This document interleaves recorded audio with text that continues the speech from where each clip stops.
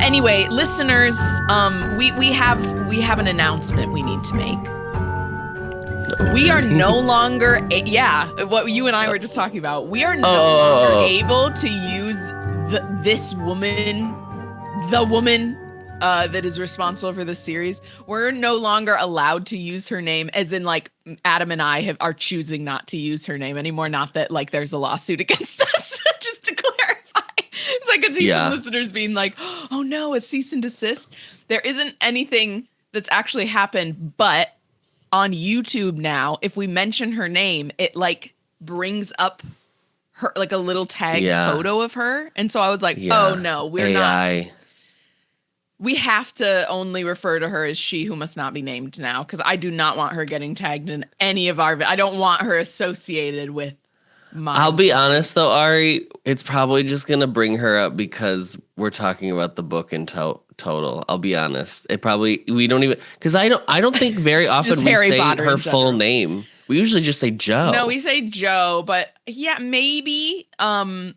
I've never seen her. Maybe I've just missed it because, I mean, to be fair, I haven't been like, studiously checking up on the description of all of our podcast episodes. But that's the first time I've ever seen her photo show up on there, and I was like, oh no, unless it's happened before, and I'm just like completely. It might be a new feature blanking. though too that they just rolled out. I hope you all enjoyed the episode where it's just an adorable selfie of Adam and then me just talking to myself. Yeah, that was. Adam, do you want to share what happened with our listeners? I don't know what happened. It wasn't your fault. It wasn't my fault. Recording platform. The recording platform, talkstudio.streamlabs.com, fucked up. Sponsor us. And so then we don't sponsor us. Your product's not good. But wait, sorry, we're complaining about you right now. Get it together. We like recorded as normal, and like when I went to go download the files or whatever, it was like they don't exist, Diva. And so normally I download like our combined files into one video, but then I was like, well, let me just download then us individually. And Ari's worked fine, but mine was just a black screen, which mine has been individually a black screen for a while, and we can't figure out what's going on. But it's fine. I mean, I think a lot of people, don't care. I just thought I loved when I opened that up because I was like, oh, I haven't even looked at that yet. And I opened it up today before we started recording and got a great laugh out of it. So if you only listen to it, you have to go and just glance at the photo. Yeah. Or the Adam selfie with my video. But Adam, it might be just your video today because my husband did not properly plug in my camera. So my camera was on 2%. I found another battery that was at least on 50% that I've put in. And hopefully the combination of that with the charge will be enough. But yeah, it might be halfway through the episode, it might be just Adam as well. So yeah, you know what? We're close to the end, y'all. We just got to make it to the finish line. We just got to make it to the finish happens. Line. This week is on fire. This week is on fire. This week we read chapter 31, The Battle of Hogwarts. Adam, can you tell us what happens in this hefty girl of a chapter? Huge death. Crabbe dies. That's the biggest death in the chapter for sure. Huge death. In this chapter, Ivy wed. The evacuation of the students start, and the battle commences after an ominous warning from Lord Voldemort himself. And over the PA system. Yeah, over the this is Voldemort. I'll do this bit later, it's fine. Save it. And then Harry finds out the backstory of the diadem. Yeah, and that didn't really take much pressuring. No, I actually have a note about it. And then Ron and Hermione have finished a job on their own, and Harry Yep, and we'll talk about that as well. finds the diadem, and then the battle truly officially like gets underway. Yeah, which again is kind of weird because this chapter is called The Battle of Hogwarts, but I was like, I don't know if that was the correct title for this chapter. Like, yeah, it's weird. She does this a lot where it's like it happens at the very end of the chapter, and so then but I was like, because I would have called it the Gray Lady. Yeah, hello, the obvious title. So we are starting the evacuation of the younger students. Madame Pomfrey and Argus Filch are going to be manning that operation. There's a lot of cameos in this chapter. Like reading the chapter, you're like, wow, we're just doing the like, wow, everyone's here. Say goodbye to your friends. Just about a bunch of people. Speaking of which, Ernie pipes up that he wants to stay and fight. What about the students who want to stay and fight? And so those who are of age are allowed to stay if they want to. Slytherin asks where Professor Snape is. And Professor McGonagall says that he has done a bunk, which I had to look up what that was. It's British slang. And it's leaving without telling anyone. So usually it'll be like an Irish goodbye.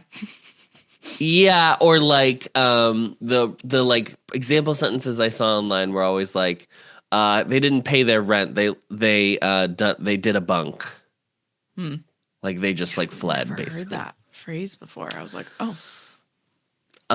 So there you go. At this point is when, yes, Voldemort pipes up on the in-house Hogwarts PA system. Oh, you know. To declare, what is this magic? It's crazy. What's the thing in, because it's not what happens in book 4, where he's like, sonorous or whatever it is. Sonor. I think it is sonorous, isn't it? I think it's sonorous, yeah. And then, but he's actually physically there. Maybe it works. Maybe you just do it and it's like, you can decide how far out it goes. I don't know. Yeah, because we find out later that it was so loud it reached the caves where Hagrid was in the mountains. Yeah, so it must have been like, that. Yeah. Miles away. This sound is miles away. And he informs them that he doesn't want to hurt anybody. He has a great he's got a great respect for the teachers of It's very Trump. I've got a lot of respect for, the teachers. He's got great respect for teachers of Hogwarts. He doesn't want to fight them.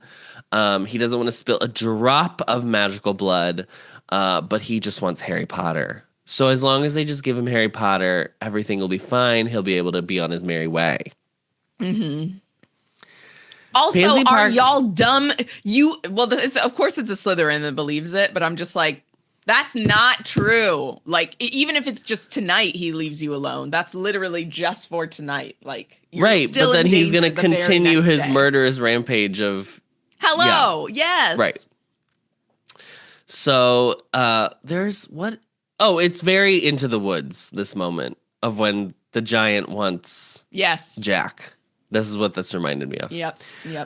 Pansy Parkinson at this point loses her mind, and she's like, so give him Harry. He's right there. Someone grab him. Please. Take him away. I'm glad to see Pansy Parkinson has not changed in her 7 years of schooling. Thrilled to see Definitely not. And the Hufflepuffs, Ravenclaws, and Gryffindors all stand up and like, with their back to Harry, defending him. Also, again, I know I just said this probably in like last week's episode, if I'm remembering correctly.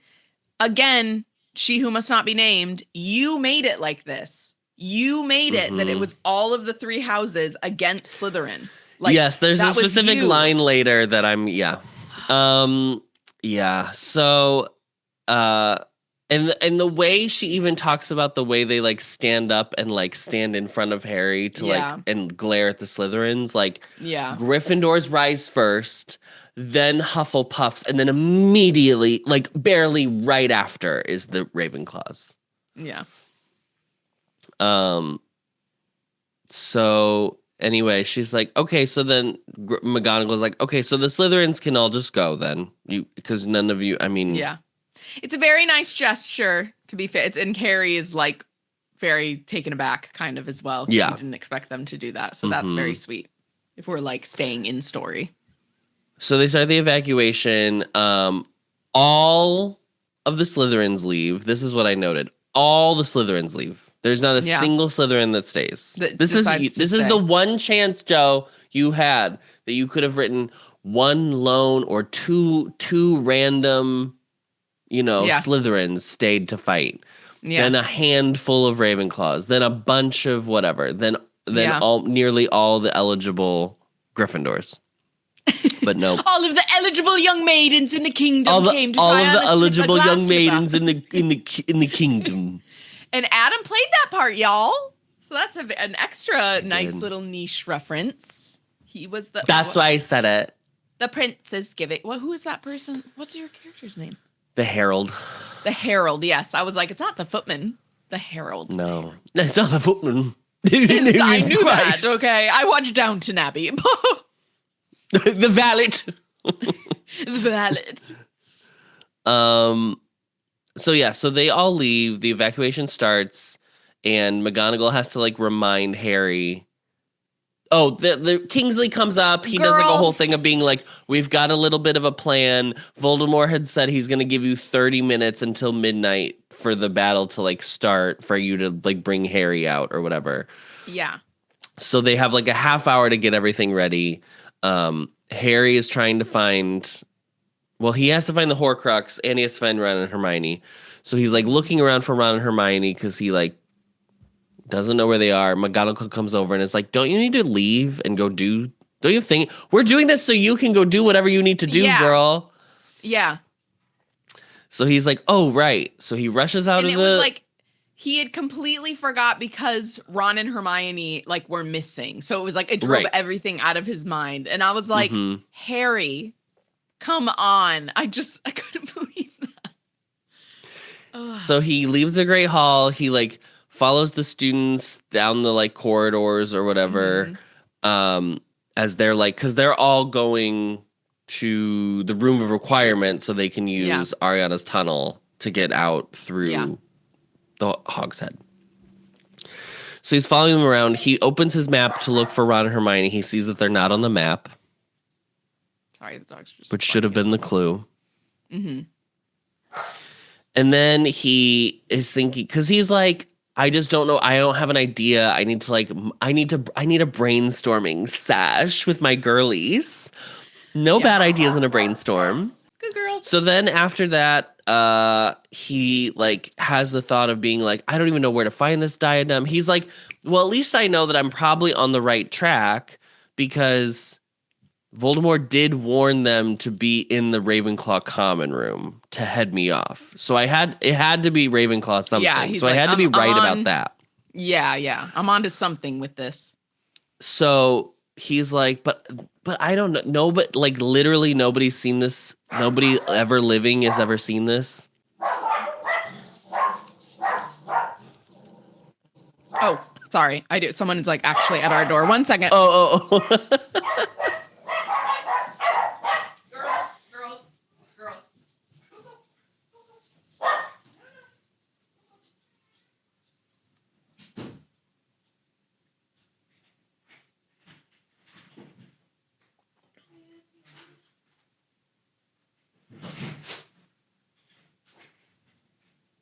Your performance. That's what I want to know. Other than the bob, But we need the bob. We need Bradley Jackson to do the new hairstyle. she can do it on TV. Chris McMillan. Exactly. Okay.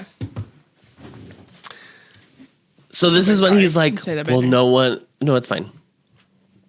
So this is when he's like, wait, no one living has seen it, but I know dead people.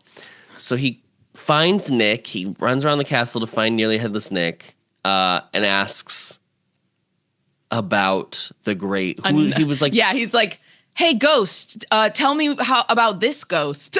And Nick's like disappointed. Yeah. It's weird too because I think mostly she's doing it this way because the audience might, like the readers might not remember who the Ravenclaw house ghost is my guess. To just re-cement that idea in the readers' minds. Yeah, I don't know if we ever talked about it. Well, she mentions that it's the Gray Lady in like book 1, and then we obviously never come back to it. Yeah. But sure. But I was a little like, Harry would know there's 4 house ghosts. Like it would be very easy to remember. There's literally only 4. Yeah. House ghosts are. But he's like, sorry, who is it again? I haven't been here in a year, girl. I cannot remember anything. You know, I've been on the run, so my head's a little I've been on the lam. I don't know if you heard. On the lam. And Nick reminds him that it's the Gray Lady. He points her out. She's like, she look over there. And that's where she is. So he starts chasing after her. She does one of these. She like sees him, or I'll look into the camera. She like sees him, and then she's like, and then like makes eye contact with him, but is like, nope, I'm not doing this. I'm not engaging. Yeah. And then like floats through a wall. She's like, I gotta go. So he starts running after the Gray Lady. He catches her in a corridor. He tells her to wait, and she actually does pause. Famously, she like didn't seem like she talked, or the Bloody Baron definitely didn't. We've never talked to the Gray Lady. We've really only talked to Nick before in this book series. Ghost. He chases her down. He corners her. He corners a ghost, which is very funny. And he's like, I need to know about the diadem. And she's like, you think you're the first fucking student to ask me about the fucking diadem, girl? I don't know anything about it, diva. And then he's like, no, I don't want it to do whatever whatever it allegedly does. I do not care about I don't want it for that reason. I can't tell you. Could have told this ghost what the fuck you could have told her it was for her. It doesn't matter. I was like, so then he's like, I just need to have it. And she's like, well, as my name is Helena Ravenclaw. She just like gives it up so. This whole scene is so fast.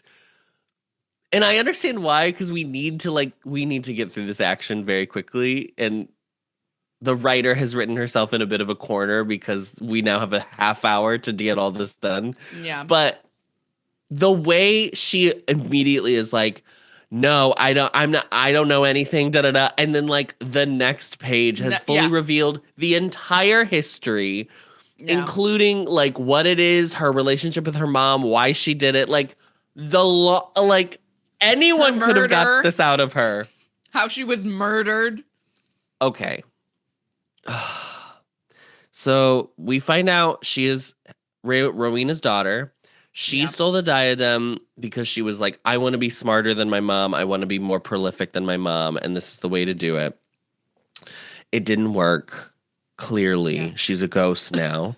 And she, as Rowena was like dying, she like wanted to see her daughter one last time. Even through her perfidy, P-E-R-F-I-D-Y, which I didn't know what that word. There are 3 words in this I didn't know. This is the second one because I already talked about Dunnabunk. Perfidy is deceitfulness. So even through her deceitfulness, she still wanted to see her daughter one last time as she was dying. She knew there was someone who had always had the hots for her. This is so crazy because this is already the plot of Snape. This is Snape's plot, but whatever. She sends it. It's so, I hate this so much. Men are so predictable, y'all. I hate this so fucking much. She sends the man who'd always longed for her because he knew he wouldn't give up until he found her. He catches her. She rebuffs him yet again for his advances, and in his anger, he stabs her. And then upon realizing what he's done, he kills himself. That man is the Bloody Baron. The Baron. I'm going to be so honest. Convenient. I don't like this. I actually don't like it at all. I don't like it because it doesn't matter. It's so I get why the first time I read it, I was like, oh my God, what a gag, what a reveal. That explains why he's the Bloody Baron. It doesn't explain anything, and it really just takes this stupid thing to, like, this woman is now trapped in the same school with the man that killed her for eternity. Murderer. Yes. It did not need to be the Bloody Baron. This did not need to be the Bloody Baron's story.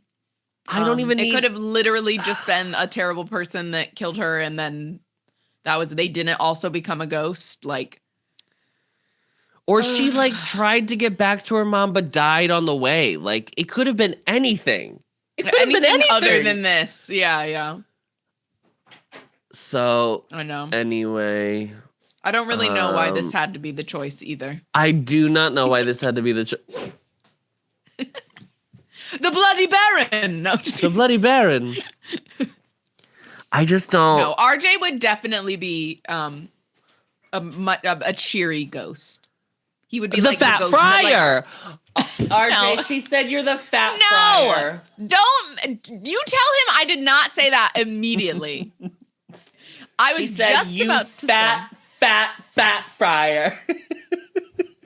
RJ would be like the ghost that haunts your kitchen, and he would be like, sure, the kitchen ghost. Yeah, he would be like standing there with like a mixing bowl and a little like spatula, and he'd be like, in the middle of the night, I made this for you at 3 a.m. I made this for you. Be like, ah! And then he'd be like, don't make me drink alone. Yeah. Like, what? This is just a treat. So anyway, I just really wanted to point out that I hate the Bloody Baron of it all. I feel like this is when she gets a little like too clever by half. Like, she's like, well, now I have a chance. Now I have a chance to explain why he's the Bloody Baron. Like, yeah, but the way it's done is like so. Why are those out of the 4 ghosts though? Then why are these 2 ghosts connected? And also that's extra weird then that he followed her to Hogwarts. Like, bro. Yeah, I don't. Creepy. We learn that he carries chains as penance for what he's done to her. Boo! And she's like, I don't care. And she goes, as he should. Ben, he murdered you. Like, I would be like, can I get a reassignment? I don't need to be the house ghost. I'd be like, I can't be assigned to this school. Can I go haunt like a nice church or something? Can I go to Beauxbatons? Like, that's crazy. And it really made me mad. I know. It just was not necessary in any way for that to be the story. And also, again, there are only 4 ghosts here. So it's like, right. This is okay. So then like the Fat Friar and Nick are just like the most random ghosts then? Like, it's even weirder that there's only 4 of them and this is the story. Cause it's just like, weird that like she seems to be the only ghost that like is actually connected to the founder of the house. The other, the Bloody Baron I guess just followed her there and was like, well, if you're a house ghost, I'm a house ghost too. And then Nick just like showed up one day and we don't even know about the Fat Friar. Hearing this story makes me understand why some women would like do a deal with the devil. Because if I got assigned to a school, like, I would literally be like, I love that we're talking about it as an assignment. It's if like you go to like ghost headquarters and they're like, okay, so it looks like they're like, yeah, exactly. Okay. Okay, so here are your options. We do have an opening for House Ravenclaw Ghost. Or we have Westminster Abbey Chapel Ghost. Could be wailing in the cemetery. A lot of near Loch tourists. Ness. We've got Riddle House Ghost, just for fun. That's it. That's really all we've got today. Tower of London is just fully booked, so It's fully sorry, booked. no openings. There's a there. wait list. Don't ask about it. Don't ask about it. It's millennia long. Okay. Oh my gosh. I literally would just be like, what do you mean I'm a ghost and my murderer is not only also a ghost, but I will see him every day for my ghostly existence. I would be like, I need That's a refund. why she doesn't talk. Hold on. Oh, Buyer's so remorse. This I would wasn't be so explained to mad. me when I chose the path of ghost. So I think I deserve a refund for my purchase. It's also just like, it's like annoyingly salacious for kind of no reason. Like I hate that it's like a man was spurned and so stabbed his his beloved or whatever, and like who didn't love him.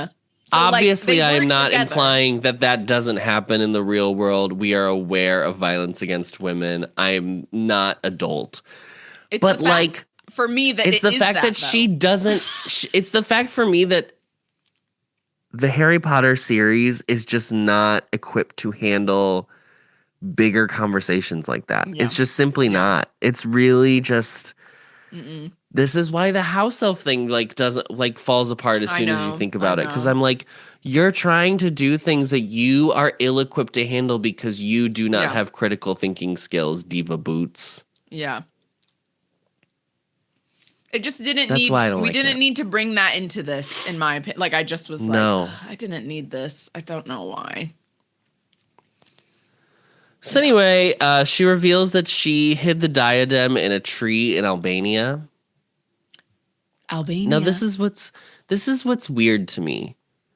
Is like when I read this, I was like, oh, the Albanian forest. We've been there. We've heard about it. We've heard of her. She's been mentioned. Yeah. She's been mentioned frequently in this book series. My understanding of the Albanian forest is like in book 1, that's where Quirrell said he spent his summer or whatever. That's where he went. I think I know what you're gonna say. Yeah. And that's where he hangs out. Basically, that's where Voldemort, we learn for sure, that's where Voldemort hangs out after Harry died. Or after Harry, after he tried to kill Harry and it didn't work. And he lost his body. Yes. But He went to the this Albanian would have forest. been way before all of that. Correct. Then we get he's like, oh, so this, when he hid it in the castle is when he came to interview for the job, which, if I remember correctly, wasn't that the year after he left Hogwarts? I think some years had passed, Okay. where no one knew kind of what happened to him. He'd worked But at then when Borgin he and Burke's showed for a little back up- bit. Yeah, and then when he showed back up, he was very clearly changed and stuff like that. So we're obviously supposed to infer that he already started making Horcruxes. Right, because he looked snake-like. Yes, but the how was he going to the Albanian forest? Fine, whatever. How, when he became a smoke, did he make it all the way to the Albanian forest after that? It just doesn't I'm make like, sense he's because there yes, that is exactly, multiple you're times? exactly right. I was like, oh, so he made the Horcrux post, but she has to explain how it got back into the castle, I guess. which he obviously had to have done when the only time he had the chance to put this in the castle, which, by the way, here's what I don't like. I'm sorry to do this. I don't like that. Adam, this is what the podcast is for. No, I know. I don't like that the locket is so hidden. Couldn't be more the locket is in a cave off the sea that you have to cross a boat to get to a thing and drink all the water. All It is yeah. so magically reinforced. And I Yeah. understand the explanation of the room of requirement, or how he thinks of it, is only he thought he'd ever been knows, able to use this room. It doesn't explain why there would be other things in that room, though. I mean, it just... I don't like that it's it clearly some things he was I'm gonna really hide this. And then other, the ring in the shack, he just like left it under a floorboard. Like, Yeah. I don't believe that this man did like different level. Like, it's like some of it was like really easy to get to, and some like we had to go through a whole Gringotts thing just to get the fucking I cup. know. I also The riddle, just, like, the diary is separate because that was Lucius's like dumbass yeah. revealing it Being to the an world. idiot. Yeah.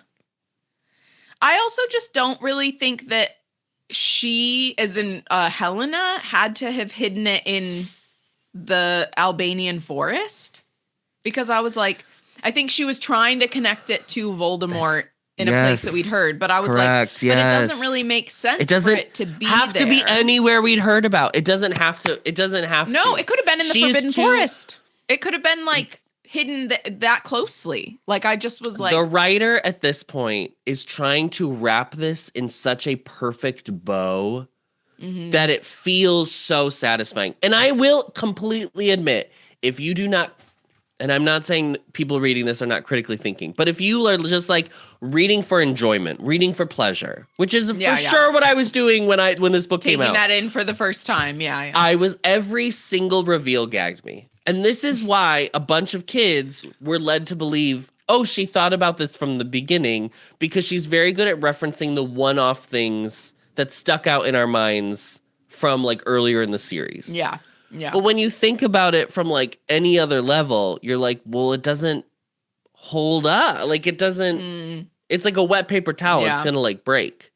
Yeah. That's the only thing that bugs me. Is like, I would have rather Yeah. had like a stronger, cohesive, like stood on solid ground ending than like some of the things that are just clearly like she is trying to tie every single last bit back into the ending to be like impressive and like whatever, and like find ways she can do it. And you can read it and like truly not ask questions. Like, it's fine. If you want to, like, it's fine. It's just like, it's frustrating when you like think about, why is the locket so hidden? Why is the locket so hidden? Yeah. But everything else is just like available. Well, and there's not any like, obviously, like you said, we went through the whole thing with Gringotts, but like, we don't have this big, what do you call it? Like, like magical obstacle course with any other item other than the locket.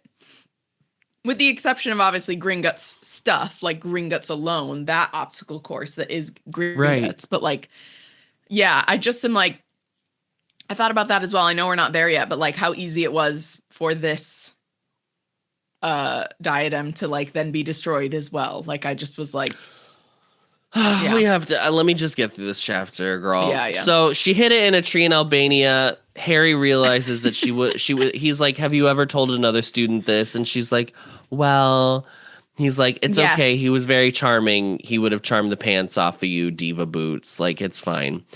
So this is when he realizes she definitely told Riddle when he was like at school. And so, he's like, thanks for the info. Bye. We're never going to see the Gray Lady again. I hope everybody enjoyed this moment. never. At this point, as Harry's running away, because he's like pretty much immediately figured out, he basically immediately figures out where it is. Yeah. It's really wild. Grop has thrown Hagrid and Fang through a window of the castle. Great. Which I do like this a lot. So they end up right next to Harry. They start running down the hallways with him. It's very nice to see Hagrid again. This is when we also find out I know, that I love Hagrid. the voice was so loud that he heard it in the cave in the mountain, which is wild. They run by the teacher's lounge. One of the gargoyles that had stood outside the teacher's lounge was destroyed by a spell and was like in pieces on the floor. Yeah. But then does this really weird thing, and she like doesn't handle tone, I think, really well either. Like, this is pretty serious at this point. The castle's being attacked.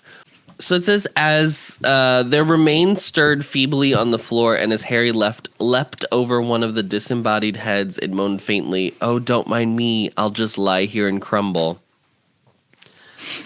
Because this is what it is. Its ugly stone face made Harry think suddenly of the marble bust of Rowena Ravenclaw at Xenophilius' house, wearing that mad headdress, then of the statue in Ravenclaw Tower with the stone diadem upon her white curls. And as he reached the end of the passage, the memory of a third stone effigy came back to him. That of an ugly old warlock onto whose head Harry himself had placed a wig and a battered old tiara. The shock shot through Harry with the heat of fire whiskey, and he nearly stumbled. So the gargoyle, she used it as the gargoyle being like made of stone is what made him think of this. Yep. There are so many stone statues that we are led to believe Throughout exist Hogwarts in this in castle. general. Yeah. I know. It is just like a lot of this does feel a little bit rushed, which, like, as you were saying earlier, Adam, if you're reading this for the first time and you are just like hanging on to every word, you wouldn't necessarily like interpret it that way, because it's kind of just like, oh, everything's coming down to the wire. But there are some times where, especially just like what we know about Harry, that it's like how he comes to this quickly. Yeah, there's not like a consistent. Are you sure? It's just whatever's convenient is however it's going to be written. Yeah. And I understand we're completely writing fiction and the world you're creating is completely up to you and the circumstances and everything is completely up to you.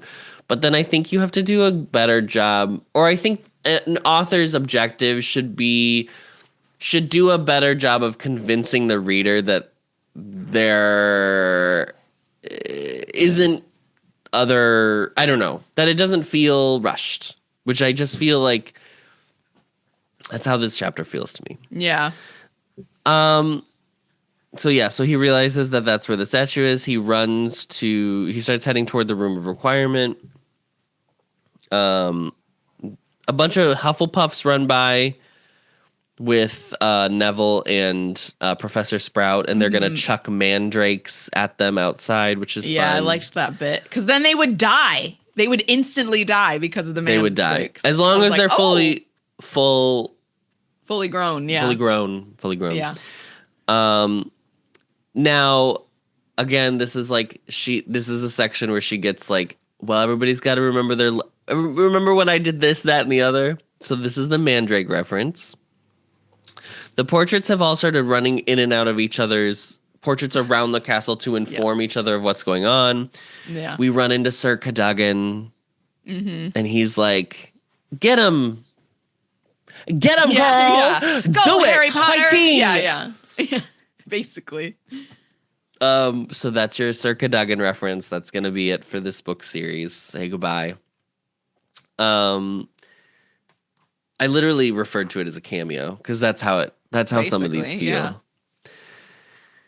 Aberforth shows up at this point and is like, "Harry, what were you doing? You let all the Slytherin kids go. You should have held on to a couple as hostages, so then like we could have kidnapped them and held them for ransom."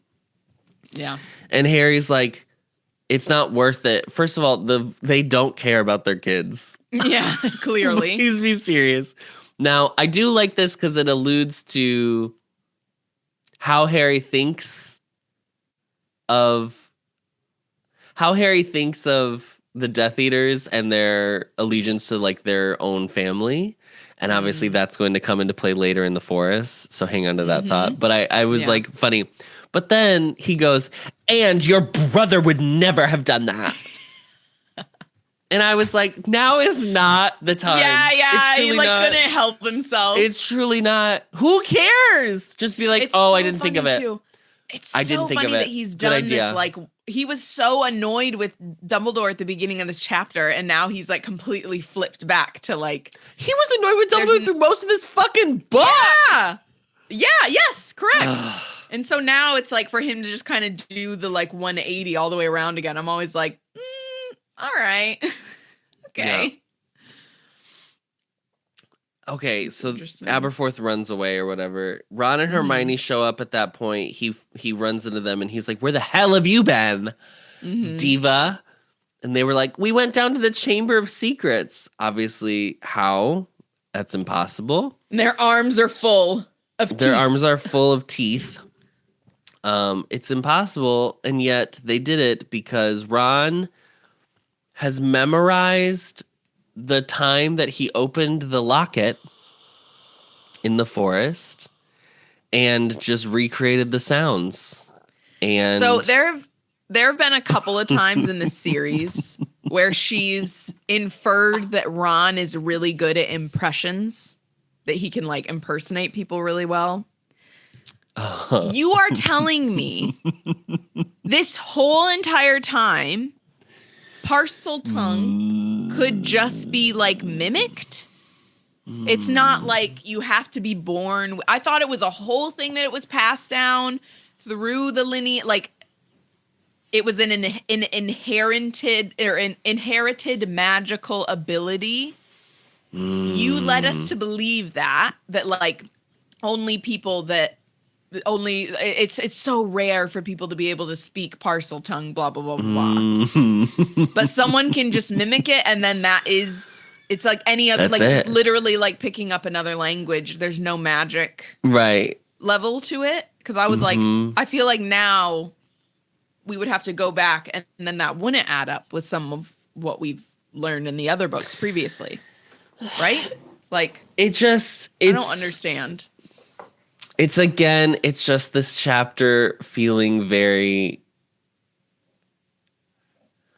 on one hand, as like a fan reading it and your end of this book series it's 7 books, right? Like you're coming to the end.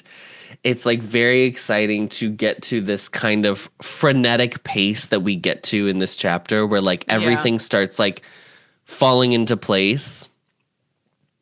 And it, on one level, it really does feel very satisfying. Yeah. It's so annoying that this like 40 chapters of this 38 chapter book or whatever take place camping, because I'm like, this could have been massaged could out, we have stretched this out? Yeah, exactly. a little bit more. Yeah. Like it also would could have have been been a chance for great. her. I would have liked to her for the first time use this book to follow other people in chapters. Like it would have been fun to like go with Ron and Hermione and figure out like. Yeah. I feel like if you take me with Ron and Hermione and they go through like the thought process and you put me in Ron's mind and he's like, I just tried to like make sounds. Like that's all I'm trying to do. And somehow it worked. I would buy that more than like, he just spoke it. He did it. Like something he just about heard you speak and then he just impersonated you. Something about it feels very like Greek tragedy, where something happens off stage and then a character runs on and is like, Electra just killed her kids or whatever. Like, yeah, something about it not seeing it is really annoying to me. Yeah. I'm sorry to do that. I really am sorry to do this because there are things I do like. There's a lot in this chapter that is like, there's a ton. A little hard to believe when you really I think start this is to one think of the about it. strongest endings of a chapter in this entire book series. I think that last line of this chapter is like, she really was cooking with that one. But it's just, there are other things that I'm like, why are we rushing through this? Yeah. Like, let me enjoy this like last Yeah, bit. Like, I know. That's the thing. I think you're right. It just needed to be massaged out a bit more, and like we needed a bit more time with everything. Yeah. Because we don't even see, like, the other thing that really frustrated me about this moment was like the cup's already destroyed. Oh, Like, I know. It's gone. Hermione already Hermione's, stabbed like, the cup. Yeah. Which, like, sure, and I like that she gives the moment to, like, Hermione got to do it. Like, they've all gotten to, like, kill one or whatever. But of course, we But, don't like, see that moment. Of course, no, when we don't Hermione see does it. And also, like, why not let us see it? Why not have Hermione? Why not bring it all and then be like, do you mind if I do it? Like, we do it in the moment together. So then, I don't know. I'm assuming something magical happened, but we don't know what it is. Yeah. Like, how did it, like, rise up to her? Like, how it rose up to try and fight off Ron. What happened for Hermione?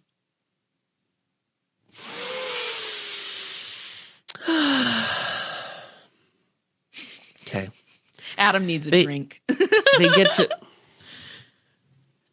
witch's Witch's brew. brew. How fitting. They get to the room of requirement. The last 3 people in the room are Ginny, Tonks, and now Neville's Gran has shown up. I which is great. love this bit with her. I do love this her. bit. I think this is really great. And I really, the best part is like a woman with an old witch's hat, something, and like he knew immediately who it was. Yeah, he was like, oh, I know her. Yeah. So they have sealed the passage because Aberforth's in the here castle. now. So Yeah. we're just going to close that off. Mm-hmm. Gran goes to fight alongside Neville, and she seems very proud of him, which is a very nice moment. Mm-hmm. Tonks reveals that she has left her son with her mother, and they needed this moment to be with the 2 of them, by the way. In case you're not putting that together, they need Gran to be with Tonks in this moment. They need you to, as the audience, this is the next one that's going to happen. Do you know what I'm saying? To be with Tonks. Teddy is going to be raised by his Gran in the way that Neville was raised by his Gran. Oh my God, I didn't even put that together, Adam. Yeah, you're so right. Mm-hmm. Oh, So yeah, Tonks wow, goes okay. and asks where Remus is, and she goes to fight alongside of him. They kick Ginny out of the room because they obviously need the room to be empty for it to change into the room that they needed to change into. And she happily leaves. She Happily "Oh, you leaves. don't have She's to wanted ask to me fight the twice." whole time. Yeah. She's like, bye. They leave the room. Harry like walks back and forth a couple times thinking of like, I need a place to hide things. The room shows up. They run back into it. And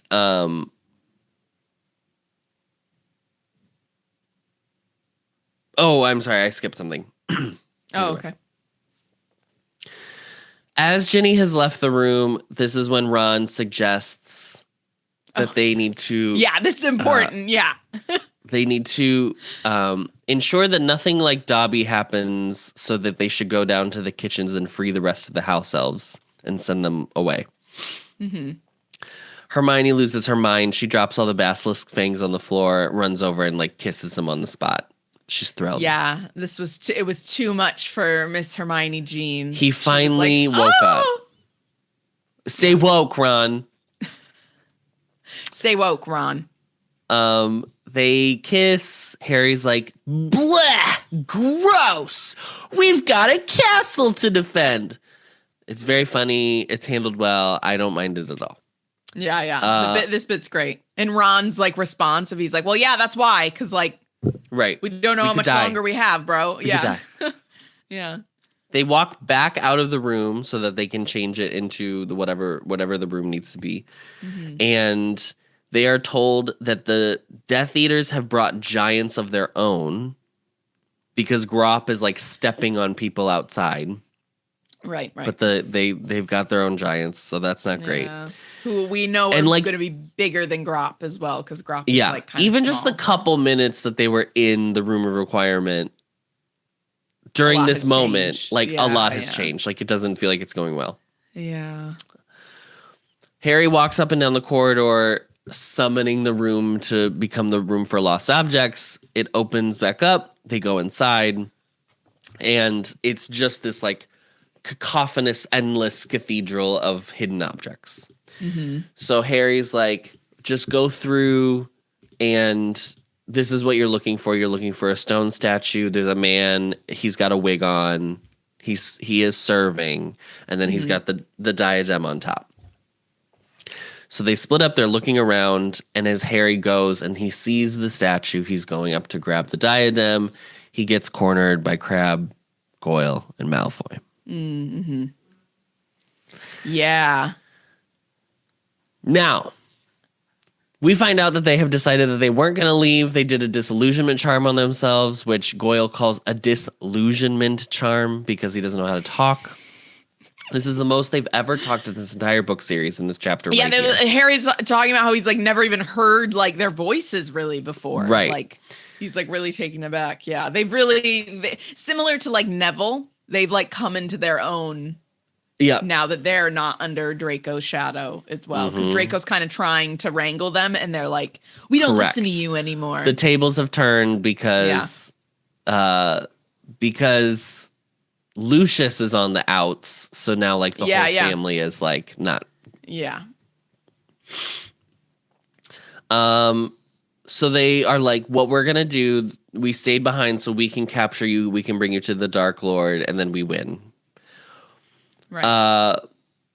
Here's another word that I didn't know the meaning of. It says that Goyle has a gormless grin on his face. Oh, yeah, gormless. Gormless is lacking sense. So, stupid grin. He's got a stupid grin on his face. Gormless. I'm trying to remember the first time I heard that used. I think it was apparently it's it's a British thing. Yeah, like I can't remember now. I think it was like a children's character or something like that. That kind of was like just like a stupid kind of a character that obviously was like, you know, had one brain cell left basically. Yeah. Yes, this is when we learn that they have decided they're not taking orders from Malfoy anymore. You're not the boss of us. Yeah.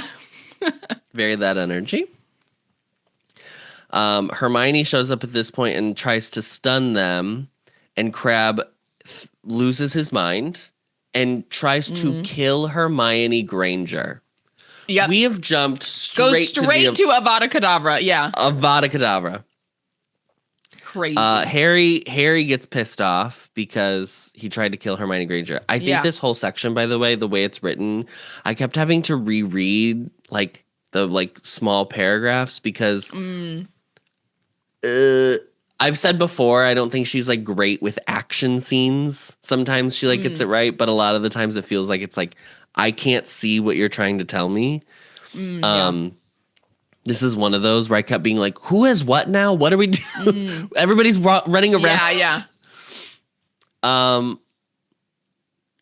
Harry gets mad and they try to fight each other. They try to all duel, basically. And in the process, the diadem gets like thrown somewhere else or whatever. So they like lose it. Malfoy's like repeating that they cannot kill Harry Potter. Crabbe doesn't understand why, because he's fucking stupid, to be honest. And Draco is interested in the diadem. He's like, well, why does he want it? And like Crabbe is like, I don't give a shit. Who cares? Yeah. So at this point, Crabbe conjures what we then learn later is fiend fire. This was another one where it's like, this is very convenient. We've never ever heard about this. Basically, the fire runs rampant and becomes like creatures. It's like it creates its own identity, basically. Yeah, it actually reminds me of the end of The Shining, the book. If you've ever read that, no, I've only seen the film. Or maybe not the end of it, but I should say like that's not what I mean. Let me go back. There's a maze in The Shining. There's like a hedge maze with topiaries that look like different animals and they come to life. That is what it reminded me of. But then at the end of The Shining, the hotel blows up because the boiler explodes. And I think he's still in the maze too, or like something like the topiaries are also like now on fire and still moving around. I think that's what happened. It's been a few years since I read it, but I think you'd actually really like The Shining.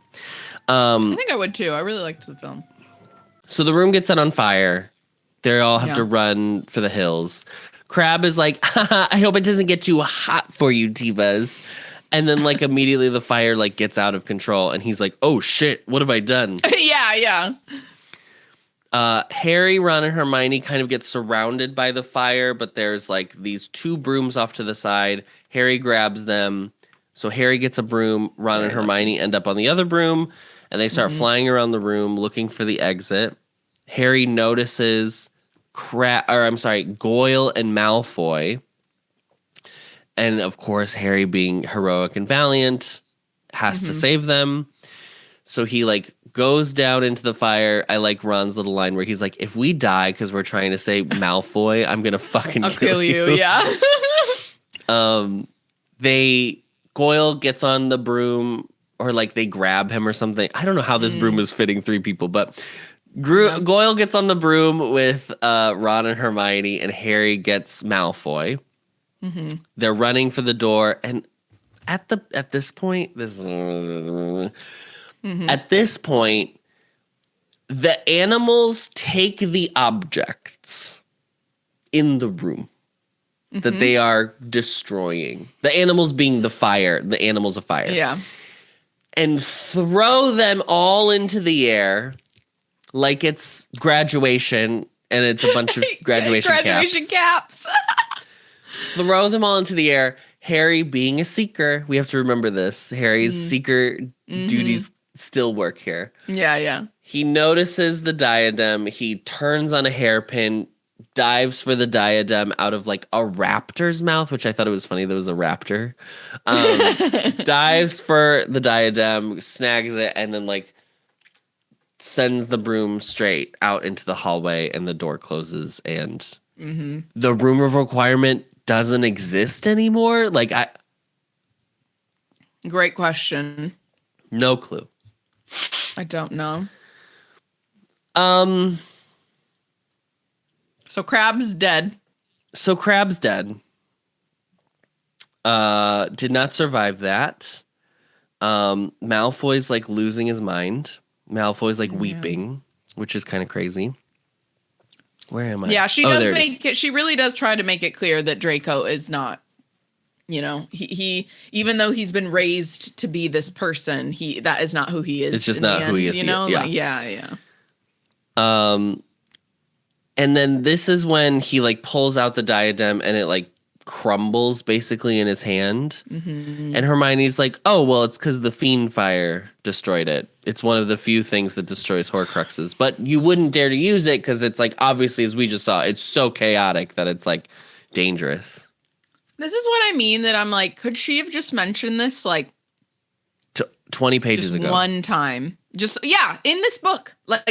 I could have heard about it in this book only, and it was never mentioned in any of the previous books. But like, we've never even heard about it until this moment. Okay, I'm gonna go to the wiki because I am curious if it's ever. I just don't remember it. If it's ever referred to before this. Oh, in the movie, in Order of the Phoenix, the movie, when Voldemort conjures the fire snake, it's confirmed to be fiend fire. Okay. The movies tried to help us out a little bit. Yeah. Yeah, it's fine. I more just would have been like, as soon as Hermione realized it was fiend fire, be like, the diadem's going to be destroyed by fiend fire. It destroys Horcruxes. Let's go. Yeah. Yeah. The minute it happens. So anyway, took care of a Horcrux. Isn't that great? Yep. I mean, at this point, you could have just had all the Horcruxes still working and then just toss them into the room of requirement. Yeah, set the room on fire with fiend fire, and then it would have taken care of all of them. Yeah. Okay, the Headless Hunt has joined the fight. So they're galloping by. Yeah, I liked this. This was one of like the callbacks that I was like, I'm here for this. This is cool. This is another callback. This felt very Avengers Endgame. Yeah, everyone's there. They're joining the fight. I don't know what ghosts are going to do. I'm going to be completely honest. I really don't understand what a ghost would do. Can they wield a weapon? Because isn't that just a poltergeist thing? That seems like it would just be a Peeves thing. Yeah. I don't know. But they've joined. They're rooting for them. They're cheerleading. And the castle looks horrible. Yeah. Like it's not. It's even since they've been in there looking for the fucking diadem. It's not good. Yeah. It's also very clearly midnight. Yeah. So they are like being besieged. At this point, they see Percy dueling Pious Thickness, the Minister of Magic. Yeah. I liked this as well, that she had. I actually did like this moment. Yeah. And this is when Percy he has this like little witty line where he's like, I submit my 2 weeks notice. Yeah. He's like, I quit. Yeah. And I was annoyed by the gargoyle's little like comment earlier, but I liked I liked this one because I felt like I liked this one. So he's battling Pius. Fred thinks it's really funny because he's like, Percy, I don't think I've ever heard you tell a joke before. That's crazy. As he says this, the castle, like where they are, explodes. Like they almost like, in my mind, it's like the equivalent of like they sent a cannonball into the literally the castle. It explodes. The castle is now exposed to the outside, like the wall has been ripped away. And Harry and Hermione come to rush over to the three redheads. And as they come over, Percy is saying, no, Fred, no. And this is the final line of the chapter, which I did write down. Fred's eyes stared without seeing, the ghost of his last laugh still etched upon his face. So sad. I know, but I'm glad that was how he went out, because Fred probably would have wanted to go out just like that, even though it's so sad. And I feel so bad for George specifically. I know. So hard. And that's it. That's the chapter. Yeah. That's the Battle of Hogwarts. That's it. That's all that happens. That's all. Yeah. And then that's done. There's a part of me that like, I before I even say this, I understand probably why, as like a writer, she made the choice to unfortunately have one of the twins die, because it is just like death. Sure. Death obviously comes for everyone. It just is like, it's not, what there's like a famous quote about death that it's like, it's not, like no one can escape it. We have all these things that we think protect us, but like there's nothing that can protect us from death. It can happen to anyone. And it can happen in a way that obviously feels like very cruel, but there is a part of me that is a little bit like, did you have to kill one of the twins? Like, it just is like so sad. Like, because I am like, I love how like the Lord of the Rings, you still, other than like Boromir, you still have like all your heroes at the end, you know? And Sarah J. Maas is really good at that as well. Like there are people that you lose in the story. And actually there's like one character in particular that I don't agree with how that character like dies and stuff like that, which is like the biggest backlash that like any of her series really has ever gotten. But with the exception of those kind of specific instances, I think she's another author that does kind of try to have all the heroes make it in the end. And maybe it is just because obviously there's so much like horrible things happening in the world that like I obviously tend to look for stories as a way to like escape, you know? So when something like this happens, when you're already experiencing kind of what we, for like I would say experiencing like the real life cruelty of the world on a day-to-day basis and being like, oh, it's so sad, like just the numerous things happening in our world right now. Whenever there's like something like this, I'm always like, oh, but I don't want that to happen in my story. But I understand, obviously, sometimes it's a part of it that it's like, no, that's the point. The point is that it feels so wrong to like take one of the twins, that one of the twins doesn't make it in the end. This is like a sad fact, but one of the kind of like little Harry Potter, like fun fact tidbits that I do think is like, even though it's heartbreaking, I'm like, oh, apparently George is never able to produce a Patronus after Fred dies. He just can't do it. And I was like, oh, yeah, I understand that. I do not have a strong affinity for the twins. I like them as characters just fine. But I think a lot of people like adore the twins, and I've just never felt that way. I think they're like, in my estimation, they're too just there for comedy. Like it feels like they don't have anything outside of that. Like we don't ever see them be vulnerable. We don't ever see them cry. Like they kind of are just stock comedy characters. And so I have never felt very you don't have sad that like about this death. Deeper connection with them. Are there characters in this book that you feel? Yes, it's Colin Creevey. I think it's so sad when Colin Creevey dies. Oh yeah. See, because he's such a pure. I mean, we only see him in book 2, and obviously he's supposed to be very annoying in book 2. I understand, but the like purity. He feels very like what all of us who are muggles, whatever, LOL, if we were to like find out we were wizards and go to a wizarding school, like he's so like enamored with everything Yeah. that I think it felt like I was being murdered when that character like died, because I was like, I oh totally forgot. I have to be ready for that as well. yeah. And Dennis. And I think it's a shame that I think it's sad that Lavender Brown dies. I mean, we'll get to it. It's all coming. So Yeah. We're very close. It's got a few more weeks left. Just a few. Well, thank you, Adam. That was lovely. Well summarized. Thank you. That wraps up this chapter. Next week, we'll be reading chapter 32, The Elder Wand. We have a comment from Chaya Red. I thought probity probe was good. Probity equals honesty and decency. Probe equals examine or examination device. Not genius or anything, but two words that make sense there. Totally valid. I replied back, I didn't realize probity was its own word. I just thought I thought she was just taking the word probe. Probity That's probe, why I thought it was yeah. bad. Now that I know it's two individual words, I feel better about it. Yeah, I think because we just don't. I don't think Americans use the word probity for like anything. Like no, I don't must think be so. Way So I more just common was over like, here. Chocolate McChocolatey. Like Yeah, that's me what too, that me was to me. too. Like Yeah, I was definitely. like, girl, what are we doing? Yeah, But if it's knowing if that that's probies the are remote, then definition, great. Sure, yeah, that's better. Yeah.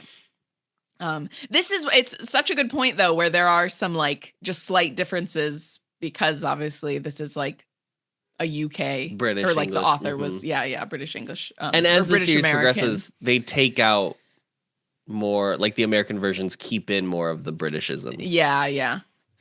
But yeah, like British language and slang versus American and what like hasn't made it across the pond and stuff like that. Mm-hmm. Thank you for your comments. We love hearing what you guys think. You can find the podcast on Apple Podcasts, Spotify, or wherever you find your podcasts, as well as video versions on the Ampliverse YouTube channel and Spotify. As always, don't forget to rate, review, and subscribe so that we can get a perfect Newt score, 5 stars only, or else you will be trapped in a room with the Fiend Fire, which we've just learned is a thing. Fire. Or no, do you know what? You'll have to be stuck at a school with the bastard that murdered you. Just you, him, and 2 other ghosts. So irritating. Oh my God. I'm sorry. I'd like to speak to my supervisor, please. This is just completely unacceptable. One, I did not know when I accepted my position as a ghost in the afterlife in general that my murderer was going to be here. Like, Let alone that he imagine would you're- also be accepting a post at You my drift mother's through a wall, like, school. and then he's like in the hallway. You just be like, oh, and then immediately like turn around, walk away. I was so mad. Crazy.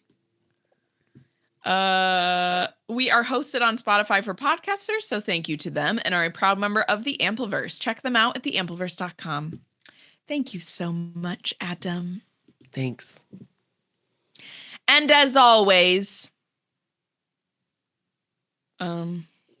Fiend, what is that? You never did your PA impression. Excuse me, attention. I would like for if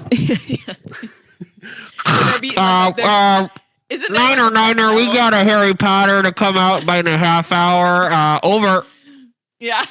Isn't there like a bell that rings too? Like it'll be like bing bong bong.